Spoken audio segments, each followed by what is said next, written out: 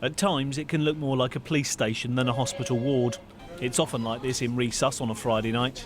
They come with stabbing victims, victims of car crashes, and the armed ones to victims of gun crime. I mean, it is normal and we expect them to come in with the gunshot wounds, certainly in some of the stabbings, and we prefer it that way. The last thing we want is, other gang members or friends coming in to finish the job. So we're very happy to have them here, and it's nice to have a bit of banter with them as well. The men and women in orange are frequent visitors too. The crews from London's air ambulance are well-known faces around these parts. The GCS when we got to him was 3. I think there's a possibility he's got a spinal injury and therefore the GCS is artificially low with the motor score. Injuries top to toe. He's got a 6 centimetre haematoma to the right occipital region. Their first delivery of the night is a man who's fallen from height. This one, yeah. He went to a CT scan and looking at the scan he's got a little bit of bleeding at the front of his head. But apart from that, no other injuries we could find. When the air ambulance returns, it's with an all too familiar problem. Male with multiple stab wounds. Usual for a Friday night? Very usual for a Friday night, I'm afraid. Yeah. So on a Friday night with London Hems, we'd probably see at least 3 or 4 stab victims. Certainly working here at the Royal London, it's not unusual to see 8 stab victims on a Friday night shift in 12 hours.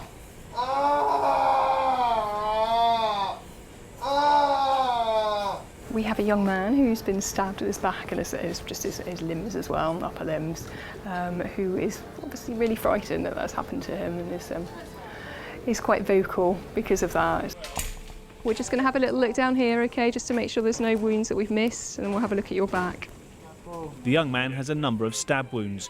He constantly asks the staff if he's lost too much blood, if he's going to survive. You're not losing blood, it's a very small wound, okay? We just need to have a scan and make sure everything's all right on the inside.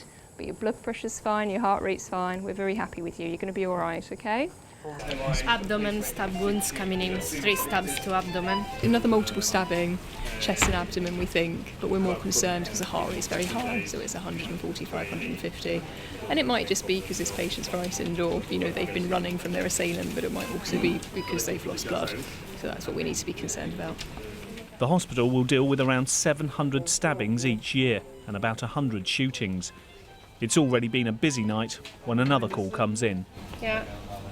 Are you coming by air or land? Land, okay. All right, thank you. Bye.